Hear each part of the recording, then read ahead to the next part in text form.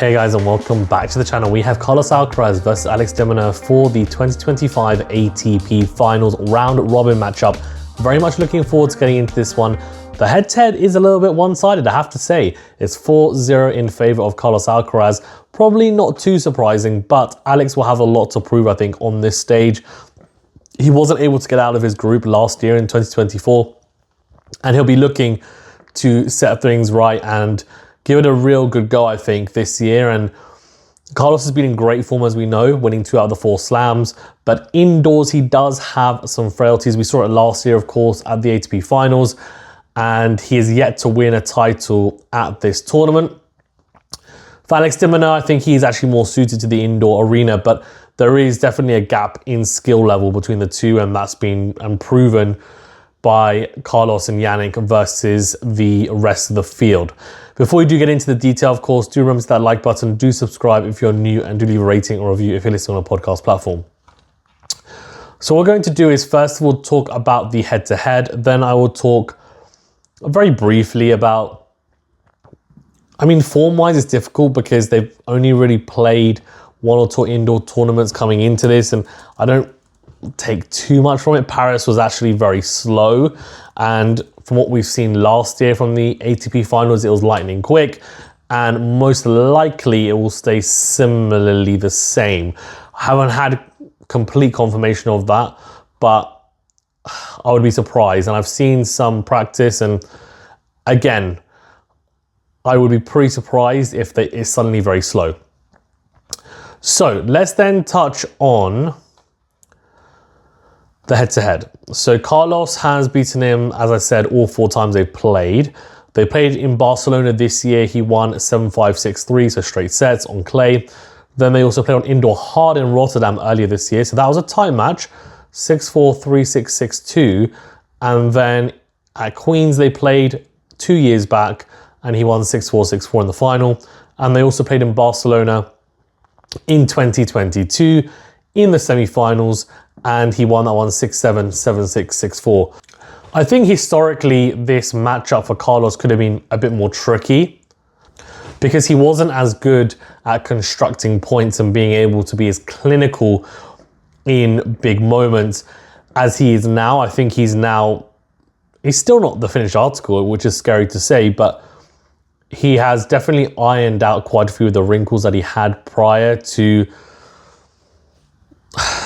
the start of his career, and now he's in a really good position, I think, to kick on Carlos and dominate, as he has done so with Yannick beside him for the last 2 years. They've won all 8 of the last Grand Slams.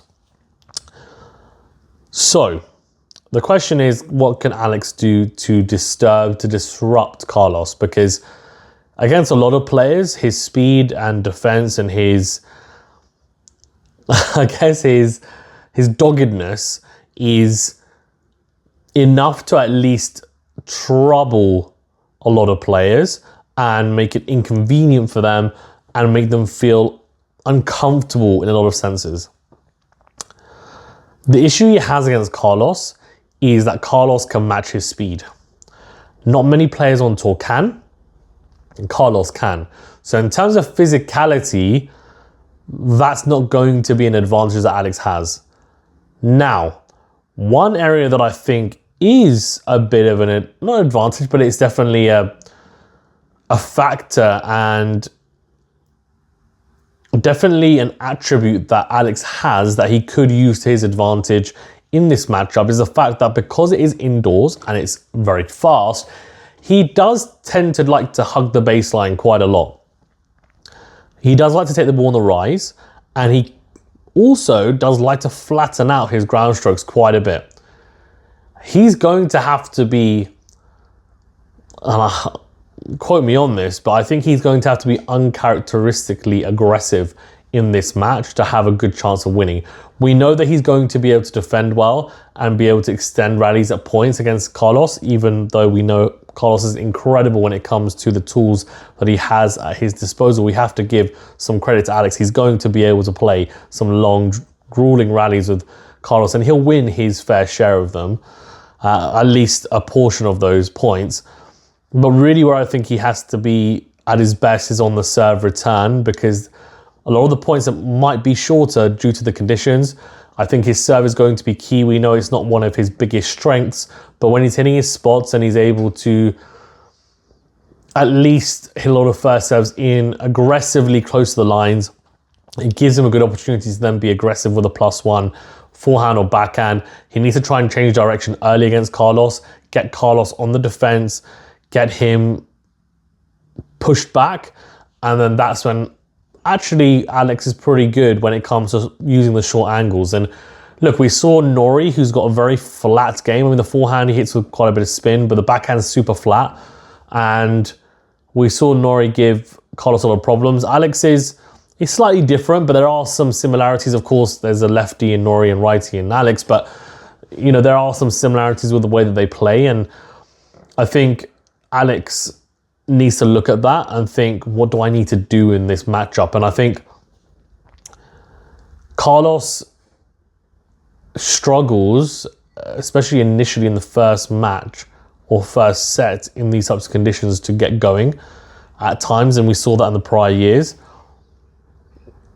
I wouldn't be surprised if he drops a set in this match, but you'd think, given the fact that it's now been a couple of years playing on this surface, he's also practiced on it as well, because he lost early in Paris. It meant that he was able to probably get to grips with the surface better. He's also practiced with Yannick, which is obviously a really good hit to have, because I would argue that currently, and obviously we know Djokovic is arguably one of the, if not the best indoor player of all time. He's definitely up there. But on current form, and given the current ability of players, Yannick is the best indoor player, I think, on tour. So that's a really good, I think, chance, and it would have been a good chance for Carlos to just see where his level's at. And it wouldn't have been like a full, I don't think it was a full practice match.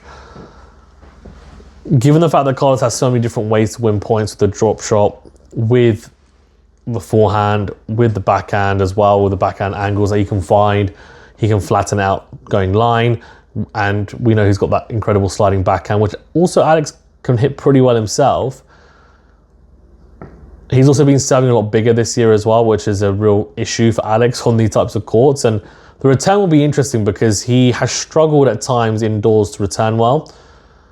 I'm interested to see where he does land on his return positioning versus Alex, who sometimes, especially from the juice side, likes to hit that slider out wide. And if Carlos is too far back, he's going to be in a lot of trouble for that return. So I would imagine he's going to try and start relatively close to the baseline, maybe a meter or two behind, and then see whether he's able to take the ball a bit earlier.